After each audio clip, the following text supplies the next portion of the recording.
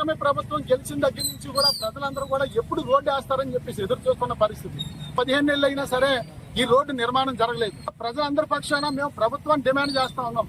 మరి రామవరం నుంచి రాజపాలెం వరకు 15 కిలోమీటర్లు ఇదే రకంగా అడుక్కుపోయి గజానికి ఒక గుంత కింద ఉంది. జగ్గంపేట, పెద్దాపురం, పిఠాపురం, ప్రతిపాడు 4 నియోజకవర్గాలకి కనెక్టివిటీ ఉన్నటువంటి ఈ రహదారి వేలాది వాహనాలు వెళ్తా ఉంటాయి. మరి రోడ్లు బాగోపోవడం వల్ల చాలా ప్రమాదాలు జరిగి ప్రాణాలు కోల్పోతున్న పరిస్థితి కూడా చూస్తా ఉన్నాం. ప్రభుత్వాన్ని మేము డిమాండ్ చేస్తా ఉన్నాం, మీరు రోడ్డు వేసి ప్రజల ప్రాణాలు కాపాడండి.